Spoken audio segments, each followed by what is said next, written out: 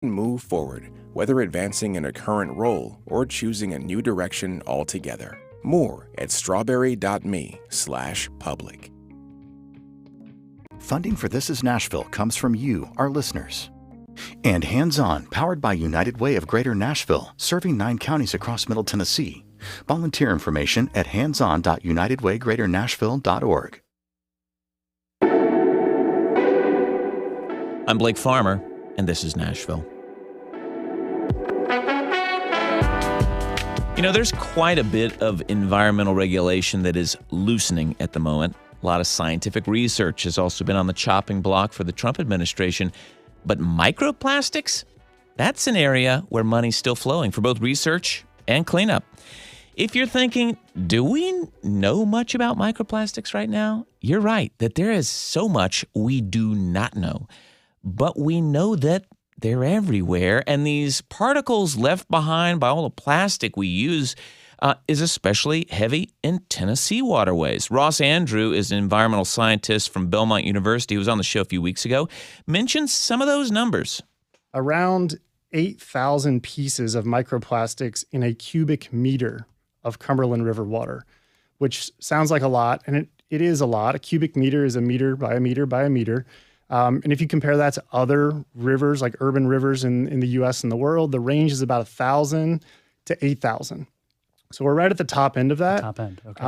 And I know there's been other research in other parts of the world, as well as in parts of Tennessee. The Tennessee River sort of famously had a biologist swim in that river and calculate microplastics. That number was much higher, 16 to 18,000 pieces per cubic liter or cubic meter.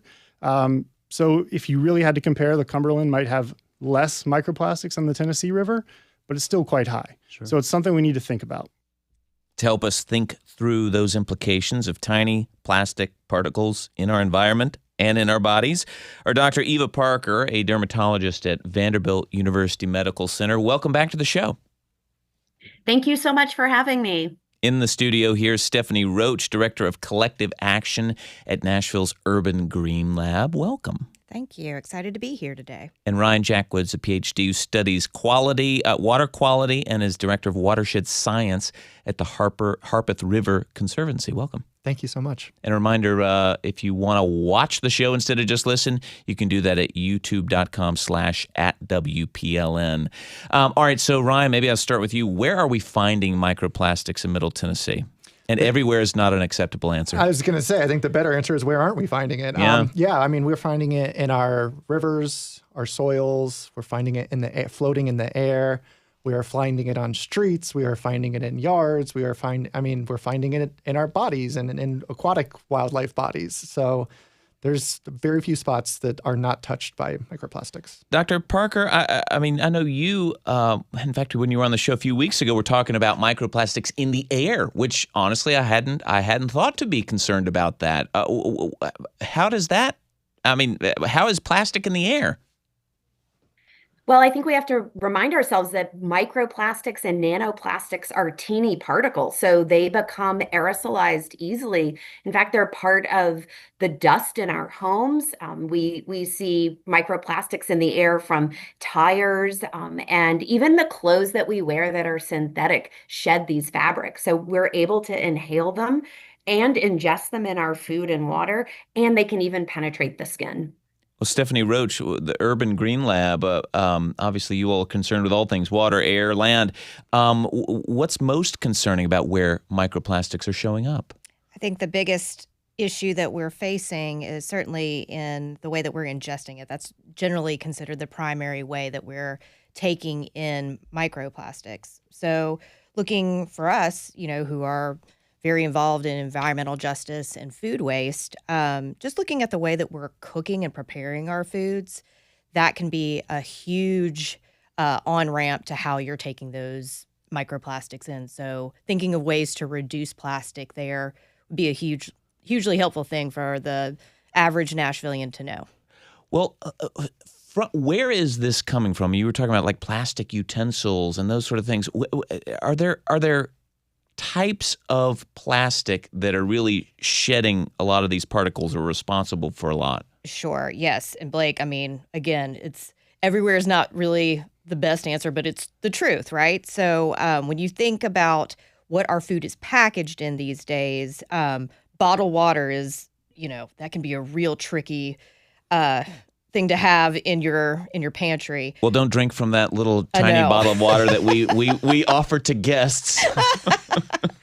Well, it is. I mean, that's the problem, though, right? It's bottled water is prolific, and that's a lot of the issue. Is that we are living in a society and a culture where plastic has become so cheap, so ubiquitous that it contains all. So when you're thinking about, think about how you contain your foods. What are you containing them in? Is it plastic that could leach out and shed those microplastics? Like Dr. Parker was talking about, everything from how you warm your food. If you're warming food in the microwave, that is really setting some things off. So even just down to the utensils that you're using to, scoot things around in the pan. Things to consider. Dr. Parker, you obviously are a specialist in the body, especially that big organ we call our skin.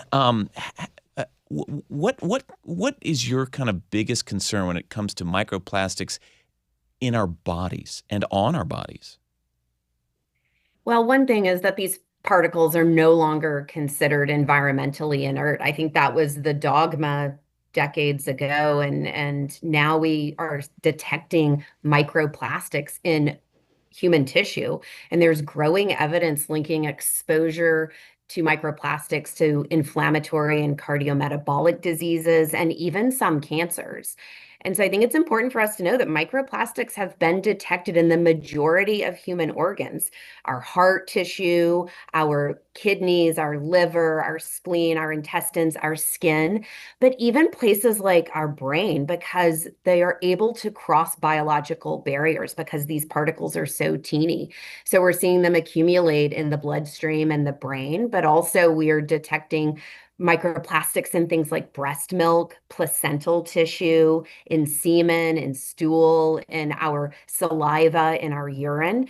And so I think this is frightening because we don't really have a widespread understanding of the biological effects and the health impacts. Although much is known, this still remains nascent, and there's much research to do to understand how these particles interact with our bodies and disrupt our hormonal and endocrine processes and how they contribute to disease and also the triggering of cancer formation in our bodies. Well, that'll make you feel good about yourself, Dr. Parker. I'm just looking at all the plastic that's surrounding me, and thinking about drinking from a bottle of water, and I guess I'm interested, Ryan, in like the water, the microplastics that we're finding in water. I know there was a time we were thinking, it's stuff that we're flushing down the toilet that's going in through the drain, these micro beads that got kind of banned in places. I'm thinking of these detergent pods that we use for everything these days. Like where's the plastic coming from when you're talking about our rivers? You named a couple good ones there. So, we flush the toilet. Dr. Parker mentioned it was in our stool. Well, that's going to a sewer treatment plant. And we're treating it. We're not getting all of the microplastics out. And that's eventually probably going to be discharged into either on some soil or into our rivers. You're saying because let's say you're treating the sewage, yes, but you're just making it where it's maybe less toxic, not trying to get everything out of it. Well, and these microplastics are so small. I mean, they're many times smaller than the width of our piece of hair. So it's really, really difficult to get those out. And the sewer treatment plants are trying to get out kind of the big main things. Right. They can't get down to that level of detail. And so we're seeing runoff coming from our streets, from our lawns that are going to our rivers. You throw a plastic bottle out of the window when you're driving down the road. That's eventually going to get to our rivers as well. So we get, sometimes it's microplastics going straight into the rivers, or we get these kind of secondary microplastics that's going to be a large bottle that's now getting to the river, and it's slowly breaking down mechanically or from UV rays in the sun, and it eventually turns into microplastics and just gets smaller and smaller. Well, in 2017, researcher Andreas Pfaff set this world record, if you'll recall. I mean, I know this was ancient history, nearly a decade ago, but he set this world record by swimming all 652 miles of the Tennessee River. That's from Knoxville all the way to Paducah, Kentucky. And before he jumped in on day one, he said he was swimming for science and because an endurance feat has a way of getting attention. I want to reach people, and I want to make people aware of water quality, of their impact on water quality. And I noticed that it's easier or better in that point to do such a combination of swimming, long-distance swimming, and scientific work to reach more people, because they are responsible for clean water. This way. That way? Yes. Jumping into the water, is it deep enough, or should I jump? Yeah. I think it's deep enough. It's plenty deep. You obviously can't see that video of Professor Fath jumping in, but he kind of belly flopped, I think, because he really did not want to dive into the murky water, which I respect. That's probably the smart move. But what he found in this TennaSwim project was an incredible amount of microscopic plastic. The rates were 8,000% higher than what he found in the Rhine River near his home, where many more people live. And it was about 80% higher than China's Yangtze River, which is responsible for a lot of plastic that ends up in the ocean, we found. So, Ryan, what's going on here? Why would we have more microplastics in the Tennessee River than other parts of the world? So it's going to be a combination of things. We might have more sources of plastic on the Tennessee River than we might see at other places. So it might be, how we are managing our plastics, whether or not we're getting it all to a landfill or to a recycling center versus it ending up in, as litter on the ground. So that might be one kind of aspect to this. Another aspect might be, how he was sampling those microplastics. And it's really difficult to kind of compare apples to apples when we're looking at different rivers or different labs that might be testing microplastics, because there's not really a standard test that works real well for all labs, all researchers, all scientists. So it becomes really difficult to kind of compare numbers like that. I'm Blake Farmer. This is not microplastics. This is Nashville. We're talking microplastics with Ryan Jackwood of the Harpeth River Conservancy, Stephanie Roach of Urban Green Lab, and Dr. Eva Parker of Vanderbilt. Dr. Parker, I'm thinking of even this feat, this 650-mile swim down the Tennessee River. I was looking through pictures of it, and you have Professor Fath, who's like backstroking at some point, just like making a fountain of water out of his mouth of this Tennessee River water. And, I would do the same thing. I'm not too concerned about that. But I guess when our mind is focused on all that's in this water we cannot see, it makes me think, is it not safe to be in this water? As somebody who studies the skin and the body, is it safe?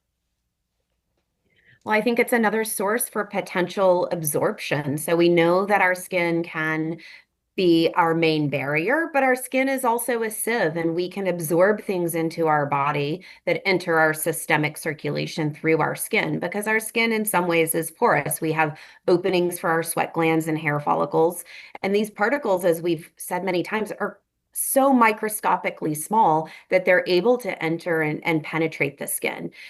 While skin has been found to contain microplastics, it's not been well characterized, and that's something I'm working on with groups at University of Pennsylvania, Cornell, and other institutions, trying to characterize the amount of microplastics that might be in our skin. But certainly being in water that contains a high concentration of microplastics could lead to absorption through our skin. Well, what about even the clothes that we wear, the things we put on our skin? I mean, I'm guessing there are these sort of plasticky particles that are in, this synthetic shirt I'm wearing, for instance. Yeah, synthetic textiles are a huge contributor to microplastics. Some people estimate up to a third of our microplastics come from fibers that are shed from these fabrics. And it's not just the clothes we wear, it's synthetic fabrics on our furniture and our curtains and other household items. So really looking to buy products that are made with natural fabrics, like cotton, for instance, is probably much more healthy, not only for ourselves, but for the environment. Well, there was this, Stephanie Roach, why don't you go ahead? Yeah, no, to that point too, I think that it's really important to note that yes, there are options, there are alternatives out there, but they are also very expensive. And so that creates this access barrier to the solution. If you want to detox from plastic, you got to really think through, how am I going to do this financially? I mean, it begs a lot of questions. Well, even detoxing from plastic, when you're studying microplastics is a challenge. There's a study published, I believe it was in March, from a team in Michigan, raised questions about the accuracy of even measuring microplastics. They found that, even when you were trying to not use plastic instruments in the lab, their own lab gloves were contributing to many of the microplastics that they were measuring. I guess I'm wondering, Dr. Parker, can we rely on the data that we're getting from these studies? I think you have to look at them with a critical eye, and it's hard to find plastic-free labs, but it can be done. And that's one of the reasons why some of the work I'm doing, we're partnering with other institutions who have the capability to ensure a plastic-free analysis process. Because most things that we use now in medicine and in our labs are single-use plastic items, which can then add contamination to your specimen. So it's really critically important, if we want to have good quality research, that it's done properly. Well, we need to take our first break. When we come back, we're going to talk a little more practically about what we can do to clean up our microscopic mess. We'll also start taking a few calls. How have you reduced your use of plastic? What plastics are you having a hard time getting rid of in your life? We'd love to hear from you. Share with us on air at 615-760-2000. You can also chime in on the live chat of our video stream. It's at youtube.com/@WPLN. Stay with us. This is Nashville.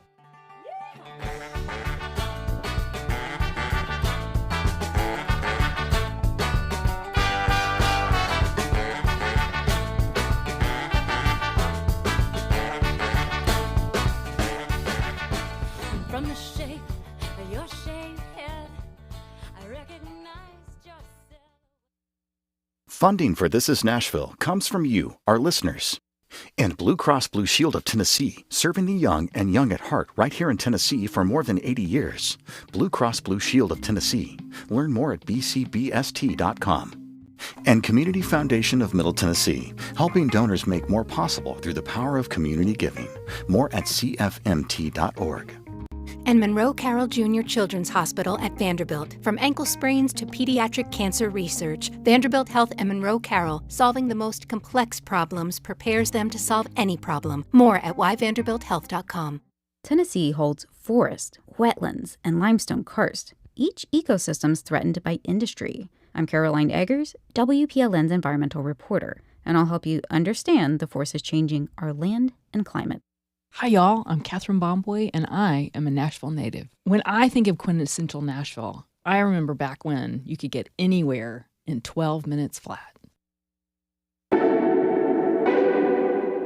I'm Blake Farmer, and this is Nashville.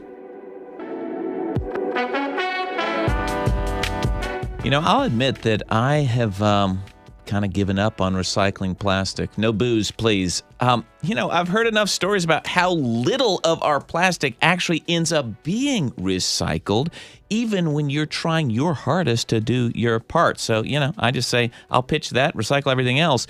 And trying a little harder simply just to not use plastic when I can. But hearing about how microplastics are everywhere makes you think, okay, maybe it's worth trying again. What have you been doing to reduce your use of plastic? Have you given up hope? Is it too hard to avoid plastic water bottles and film grocery bags? What kind of alternatives have you found? We're sharing tips and tricks to cut down on our plastics. You can share live on the air here at 615-760-2000 or jump in the chat of the live stream at youtube.com/@WPLN. Number 615-760-2000. What's working with plastics? We're talking microplastics with Dr. Eva Parker Vanderbilt, Stephanie Roach of Urban Green Lab, and Ryan Jackwood of the Harpeth River Conservancy. Ryan, can you make us sick for a second? What seen on our local waterways makes your stomach turn because you've seen the trash? Boy. Yes, we do stream cleanups very regularly, and there is some wild stuff that you will find. I know one that a couple years ago that there was a big flood on Mill Creek, and one of the warehouses nearby flooded. And it happened to be a warehouse that was actually storing a whole bunch of plastic bags. Oh, my gosh. And so I think it was down at Whitsett Park. At the time, you could see thousands and thousands of plastic bags all up in the trees and hung up. And I mean, that was just incredible, the amount of plastic bags. They're all in kind of one spot. I mean, that's just a small little piece. But over time, those bags are going to break down. Then they're going to be eaten by aquatic wildlife, and then they're going to be eaten by larger fish, and then they're going to be eaten by eagles. And so we get this bioaccumulation effect where now we've got high levels of concentration of microplastics that are just in, the fish that we like to fish and the animals that we like to hunt or, even just go watch. And so it's scary from that perspective that it's just getting into our food web and really impacting all of our wildlife in our rivers. Yeah, Dr. Parker, this bioaccumulation term, like how big a deal is that when because I don't think any of us think of like, oh, we might be biting down on plastic and just like it's in our stomach, but I guess it does end up there at some point, right? Absolutely. And I think most of us are familiar with this concept, even if we're not familiar, because bioaccumulation of things like mercury and large fish like tuna has been an issue. And so when you go to buy a can of tuna fish, you will often see something on there about mercury free. And so it's the same concept where something small consumes the plastic and then something larger eats that and then something larger eats that. And the next thing you know, the plastic concentration in our food sources has increased. And it's one of the primary ways that we're exposed to microplastics is through the food and that we eat and the water that we drink. And so it can be not only in the containers that we're using to store and cook our food, but also in the food itself. Ryan. The other thing, too, to think about is these microplastics actually like to kind of stick to some of the other contaminants and pollutants that we're worried about. So she mentioned mercury. It actually might be stuck to mercury. Same with bacteria, PFAS, these forever chemicals that we talk about. So microplastic can actually become almost like a vector for other heavy pollutants that we're really worried about. And so not only are we bioaccumulating microplastics, it also might be these other kind of pollutants, too, that we're finding in our rivers. Well, we're asking listeners here to take a moment, help us out in what's working for you in limiting your use of plastics. Because let's face it, what else can you do but do your part? 615-760-2000 is the number. You can also jump in the chat of the live stream at youtube.com/@WPLN. Stephanie Roach, Urban Green Lab, you guys are all about helping people get practical. Like what's working for you all in reducing use of plastic? Absolutely. When I think about how we can reduce the waste, at first, I want to think about the culture of it. I think a lot of times we think if it isn't perfect, like what's the point in doing it? And the problem seems very overwhelming. But there's a very famous quote from Anna Marie Bonneau, who's the zero waste chef. And she says, perfect is not an option with plastic. It's just not in this universe. But we need to consider reduction the win. And that's really where I think personally at the home level, that's where you need to start. So yeah, some good tricks that she, shared are basically first, of course, break the habit, break the chain. So start with those reusable bags, bring them everywhere. And, make sure that they're canvas, I was going to say, like, I can picture ours right now. They're plastic. Yeah, and they're definitely shedding. So, yeah, make that switch. If you can skip plastic wrap produce at the supermarket, opt for cardboard or glass products when you can. So if you're thinking about the can of chicken broth versus that, like, really, it is delicious in the plastic box. I mean, that thing is shedding from the interior and it's getting all up in your delicious broth. So think about those kind of swaps. Here's an interesting one that I hadn't thought about in a long time. Say no to cash register receipts. There has been a really interesting study that within 10 seconds of contact, there's enough BPS, that's one of those, scary forever chemicals. So like BPA? Yeah, BPA, okay. That, I mean, in the state of California, that's over their safety limit, just to be in contact. On a receipt? On a receipt. So a lot of the print, from what I understand, the actual ink is. All right, no receipt, please. Yeah, just say you're no. You're just going to wad that thing up and find it on your Don't floorboard of even your touch car it. anyway. Don't even touch it. Tell them at the till, no thank you. No thank you. Well, let's we're taking calls on what's working for you in reducing plastic use, because not going to be perfect, but we're not letting perfect be the enemy of the good. Tamara in South Nashville. Tamara, you're on the show. Go ahead. Hey, Blake, I love your show, for one thing. Well, thanks. The other thing I was going to say, I found this website, and can I say the website name on the show? Well, we're not going to stop you. Well, it's called earthhero.com. Okay, earthhero.com. I started buying shampoo, which you would never. It's like a soap bar, except it's shampoo, and I love it. You can buy shampoo. You can buy conditioner, so you're not buying it in a plastic bottle. It comes in a cardboard box. I buy my laundry detergent and my dishwasher. I have. I started using. They sell silk floss. Silk floss instead of plastic. That's next level. So, and it comes in a glass container. Those are great tips. And one thing that I was thinking of is opting for non-scented cleaners or soaps. A lot of times the scent itself, like in order to get that to stick, it carries a microplastic tag. So I think that's a great idea. That's a great option. Earth Hero. Tamara, thanks for sharing those. I had not thought about shampoo in a bar, but makes a ton of sense how you'd get rid of the plastic bottles. The number to call, we'd love your tips. I think they're very helpful. 615-760-2000. I wonder, Dr. Parker, in your line of work, I mean, you were talking about single-use plastic. Where else do you use more single-use plastic than like in a medical setting? Is there any effort to try to reduce some of that? Yeah, there's a lot of effort in medicine to try to reduce plastic pollution and waste in general in our carbon footprint overall. It can be challenging, but it's certainly doable.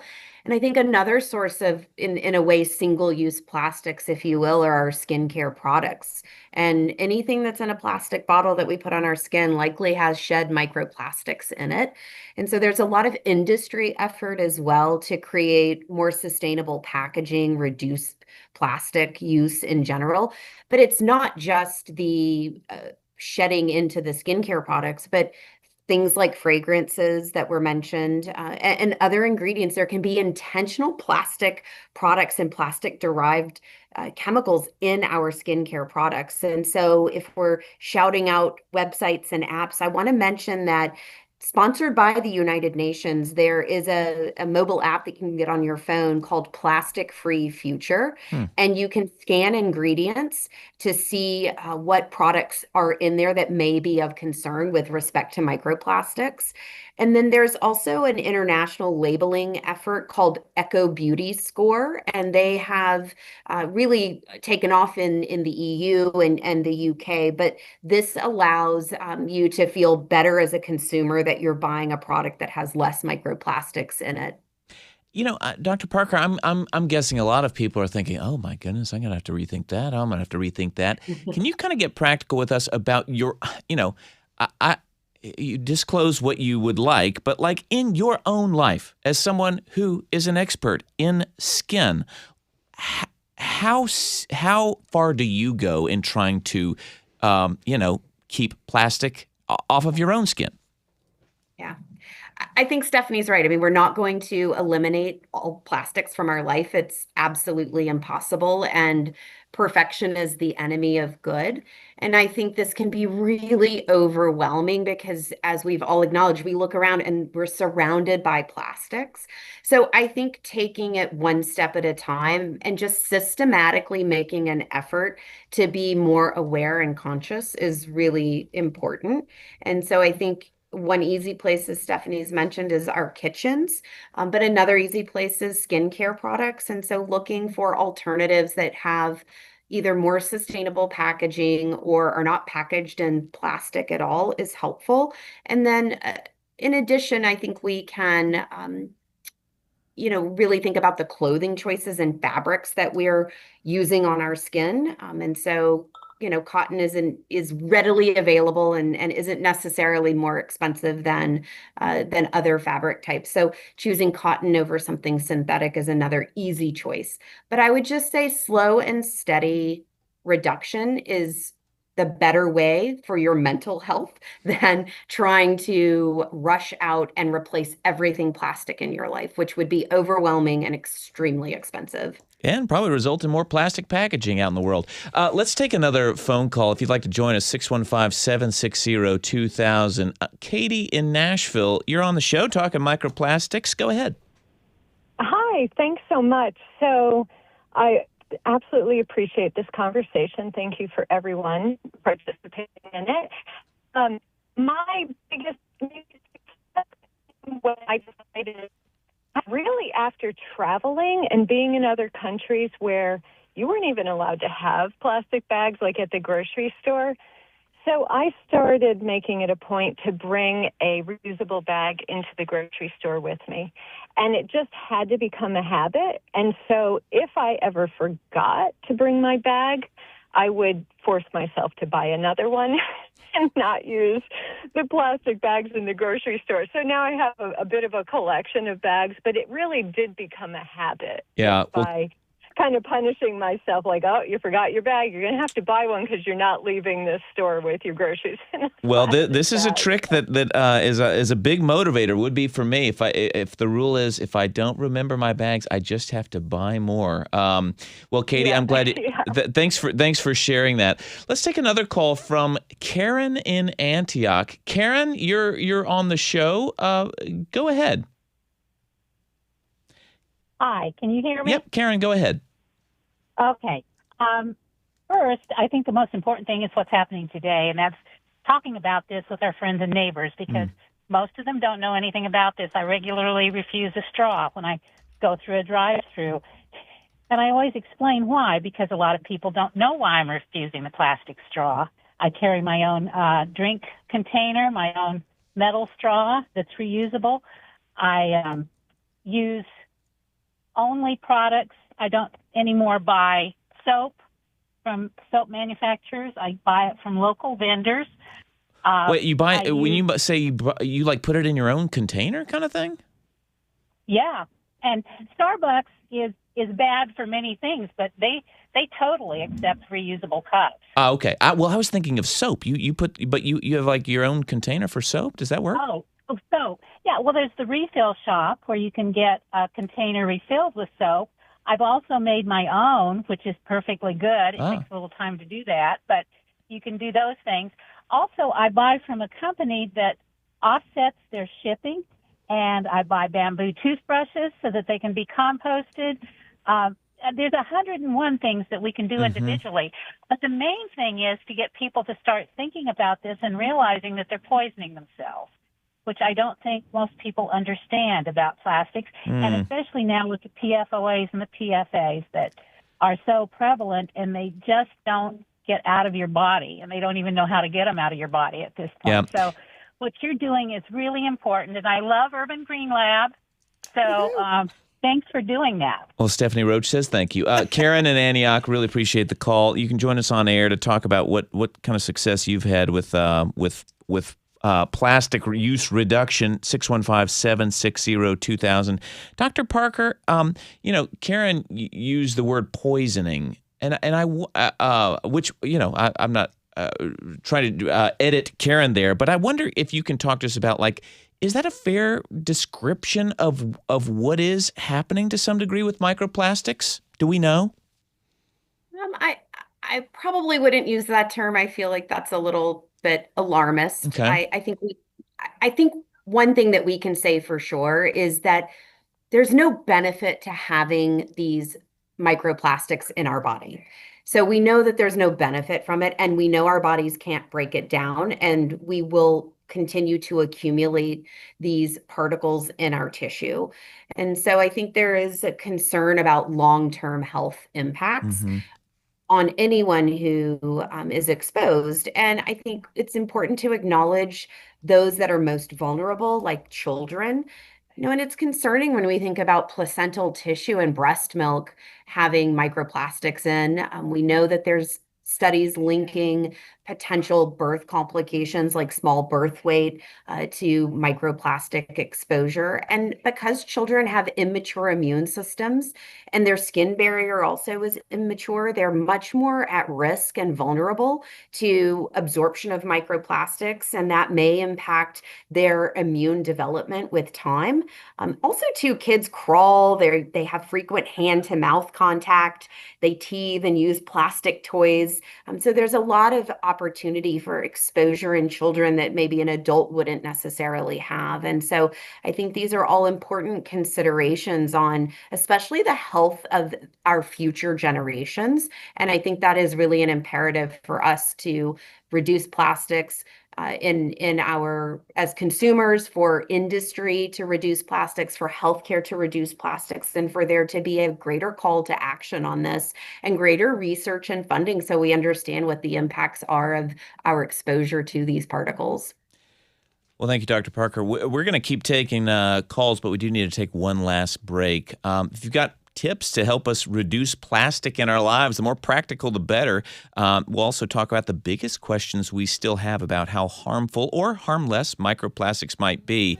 Stay with us. This is Nashville.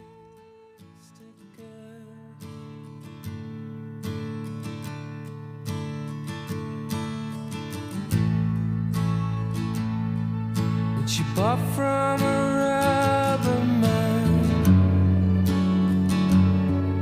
in a town full of rubber bands to get rid of itself.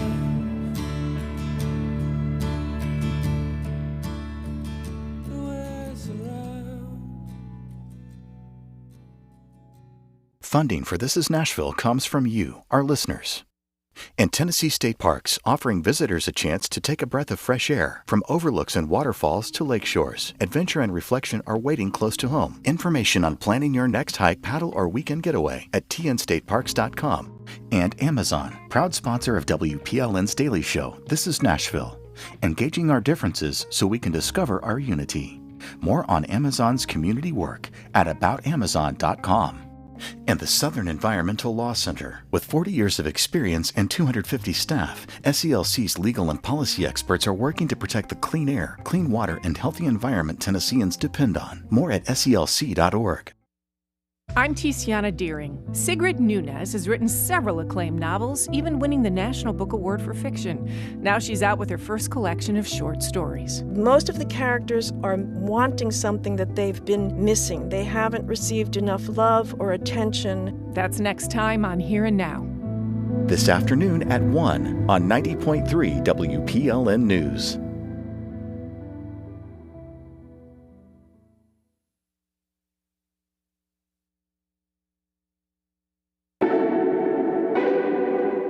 I'm Blake Farmer, and this is Nashville.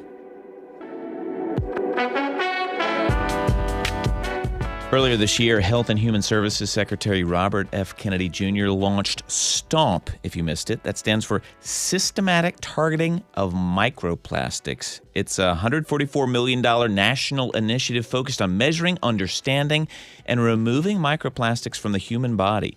The EPA also took this unprecedented action by including microplastics on its draft contaminant candidate list, which opens the door for future national regulations on drinking water. We know we found a lot of microplastics in our water in Middle Tennessee. We just don't know how bad that is just yet. We know it's not good for us. Either way, we can cut our plastic use. How are you reducing plastic in your life? Share with us on air. 615-760-2000 is the number. Dr. Eva Parker at Vanderbilt, Stephanie Roach of Urban Green Lab, and Ryan Jackwood of the Harpeth River Conservancy here with us. We're going to go straight to the phones, though. We've got Anthony on the line from Antioch. Anthony, thanks for joining us. Go ahead. Hi, I work for a large manufacturer of plastic film in the region. And in fact, I sell it. One thing I would like to point out is that, yes, obviously we should be using reusable water bottles, reusable garbage bag or grocery bags. Those are the 80-20 rule. We can do that. But modern society, urban living, requires plastic film. We can't move food from where it's grown in a timely enough manner and protect it without that usage. There are other products that are way more inefficient, but you can't transport all that food without plastic film. Anthony, it's a great point, and I'm guessing you see it more than anyone else. You're saying, when you say plastic film, you're talking about the plastic wrap that goes on basically everything. Correct. Well, thank you for helping us keep that in mind, Anthony. I'm interested, Ryan Jackwood, when you think of the what you find in our waterways, I'm thinking the film itself, that plastic film, whatever that's been done, wrapped around, that's the thing that just feels like it's everywhere. Yeah, absolutely. And we've talked a lot about kind of individual actions we can take in our lives to try to protect ourselves from exposure to microplastics. But I also want to point out that there are kind of some things that we can do that, knowing that we're going to have to use plastics to a degree, that maybe we can help kind of the environment and our culture kind of as a larger. So one thing that you can do, they actually sell filters now for your washing machine. We're talking about clothes having a lot of microplastics in them. You can actually install a filter in it that will filter out the microplastics before it goes out into the sewage and stormwater system. Another really interesting kind of way to try to help prevent microplastics from just being in our environment is actually street sweeping. If you think about, little pieces of tire that come off your car, if you think about kind of the cigarette butts or the, litter on the side of the road, well, all that stuff is breaking down, but if we street swept before a heavy rain and before all that stuff washed to our rivers, then we could really make a dent in kind of preventing that from getting into our environment. Let's take another call from Michael. I think this actually might be Dr. Michael Caldwell, former director of the Public Health Department here in Metro Nashville. Thanks for calling in. Go ahead. Well, thanks. I think this is such a timely discussion, and what we call this in public health is environmental risk assessment and risk management. And I think your panel's done an excellent job of saying, this is in our environment, it's in our bodies. It's better not to have it. So how do we manage it? And we've gotten so many wonderful ideas. I fully support trying to reduce plastic in our lives. And as I was thinking of myself taking more of a macroscopic view, how plastics actually have transformed our lives in so many ways. And the last caller kind of brought that up, that, we are going to just have to accept that there are positives of plastics living in our lives. Just one example would be plastic bottles, right, weigh a lot less than glass bottles. And just think of the transportation costs and how much impact that makes on our environment to reduce fossil fuels in the air by transporting lighter materials. And the last point I wanted to make was, how can we put this in the context of things that we might be doing in our lives that we could also improve our lives? So if you're anxious about trying to get every little bit of plastic out of your life, but you're smoking 2 packs a day and drinking a bottle of wine, then I would think, I'm not saying don't get into the plastics, but like we lived through COVID, we saw the anxiety people. And I think that's a small percentage, but significant percentage of people. And I just want to have that as part of the conversation, to say that we're still learning the science. We want to have less plastic, but let's look at other things in our lives that really might make a difference in how we can live. Dr. Caldwell, great points all there. And, I'm even thinking, I was listening to the Daily yesterday. It was about grocery store prices. And one of the ways they were cutting costs was on transportation, getting things out of glass bottles, getting them in aluminum, sometimes plastic, because it weighs so much less when you're transporting them. Stephanie Roach, what's this bring to mind for you? Yeah, for me, I think about we need to make that distinction between petroleum-based plastic versus the alternative, which is actually plant-based plastics. So there is a way around it, because I agree, it's really difficult to completely separate ourselves, and our society at this point, is really reliant on that. And there are definitely some virtues to the flexibility of that particular polymer. But what if we could make that polymer safer? Dr. Parker's mentioned, we're unclear as to the long-term effects of that in our bodies, but that we're talking about petroleum-based plastic. So what if we could make that shift? What if we could prioritize that new type of plastic that is a biopolymer? What would that mean for us?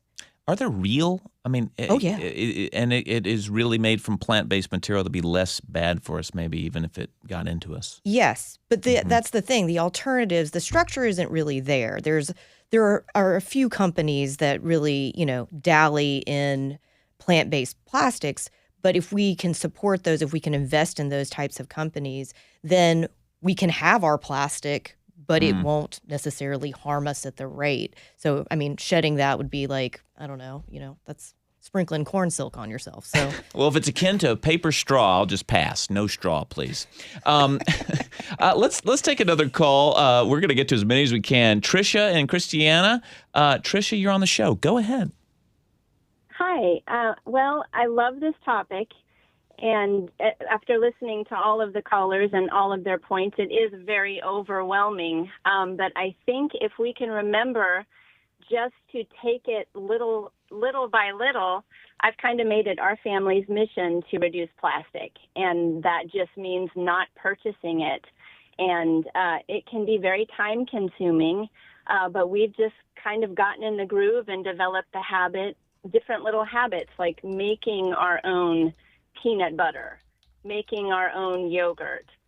And again, it can be very time consuming, but if you just get in the swing of it, it really it just kind of takes care of itself, and then you're eliminating that, and it ends up being healthier for you anyway. But that's just one of the ways. Well, it does seem like consumption is really the problem here, isn't it, Stephanie? Like, we just got to stop. But we feel like we can just order it. It'll show up at the house. Like, how much plastic use generated doing that? oh, yeah, absolutely. I mean, I kind of think of it as, and this past caller, that really is great ideas. I really love kind of falling back into conventional wisdom. So, especially with all the cookware that I have, a lot of it is plastic. And so adopting a swap out for that, I actually had to go to my grandmother's attic, and I went old school. But What's old is new again. Yeah, but being able to, cook in different ceramic, glass, or metal cookware, if you don't have a lot of money for that, I mean, again, like we were mentioning, there's an access barrier. Go to your local thrift shop, raid your granny's closet, see what you've got there. Well, Tricia, thank you so much. We're going to take one more call here, and then I'll summarize some of the others. But Jeannie in Belmead, you're on the show. Go ahead. I appreciate this topic, and I have something that our family has implemented because our son lives in Austin, and there's a company called Ridwell that sends 2 bags a month for $18. One bag takes plastic film, like the type of plastic that you would see covering your laundry when you go to the dry cleaners. The other one takes another type of plastic that is something that you would find in bag salad. So we use that, and my trash cans have significantly less trash, and Ridwell is reusing all these plastics. Ridwell. So that's, yeah. Love that Ridwell, tip. Ridwell. All right. Well, thank you for the tip, Jeannie. And thank you to Carla, Michelle, and Mary. We don't have time here to get to your call, but an idea from Carla in Gallatin. Get paper bags in the grocery store and use hemp bags instead of plastic. Michelle in Fairview says there's a store called, I think, Terra Bulk, which is in Dixon, Tennessee. It's a dry goods store, a good place to get things without a package. And then Mary, who's on her way to Giles County, says making coffee in a French press, stainless steel, to avoid using a plastic coffee maker. We have just a few minutes here to kind of put a bow on this and try to understand what it is we can do about microplastics. Dr. Eva Parker at Vanderbilt, is there one step that you have either heard or are thinking of that we could take that would just help reduce our exposure and the exposure of the people we love? I think one thing that we've hinted at but haven't really said is our culture, and we live in a very disposable society.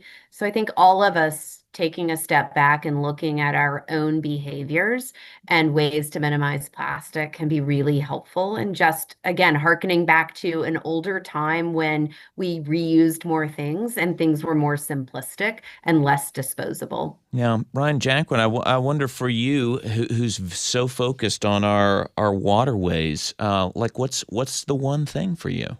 I mean, she hit it on the nail on the head. I mean, it really is kind of trying to reduce what we are using, but also, if you have to use a single, use plastic bag at the grocery store, try to reuse it. Use it as a trash bag in your, bathroom trash can and stuff like that. I mean, those little things also help because we're not going to be able to avoid always taking, or completely eliminating single-use plastics out of our lives. But if we can think of ways to even reuse those once or twice, that goes a long way. And one little tidbit that has not come up yet, but Metro Water Services, which supplies water for here in Davidson County and some of the surrounding areas, they have not found microplastics in their own water, which makes me wonder, is that a believable figure that they have not had traces of microplastic?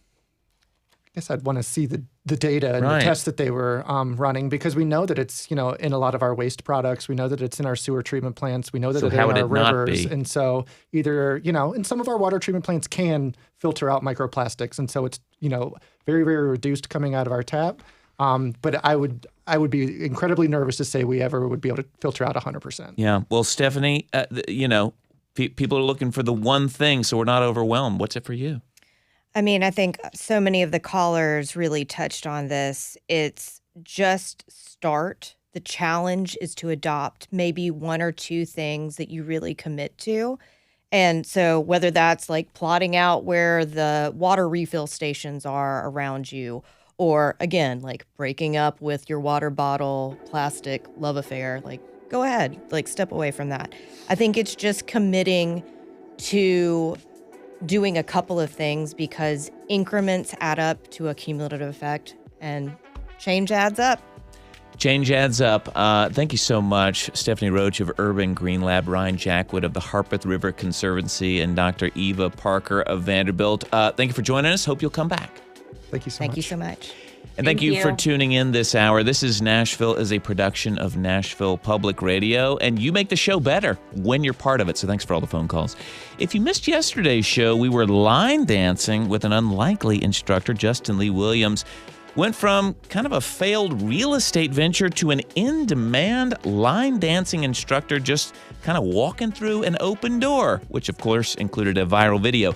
Listen to our podcast feed or catch it at thisisnashville.org, where you'll also see a link to the video. Today's episode produced by Josh Deepen, phones by Mary Mancini, and I think maybe with some help from Josh. A lot of calls. Liv Lombardi making us sound and look good. Tasha A.F. Limley is our managing editor. We want to hear from you even after the show. That phone number just rolls to our voicemail. Talk to us about microplastics or whatever. 615-760-2000. This is Nashville. I'm Blake Farmer. Go in peace.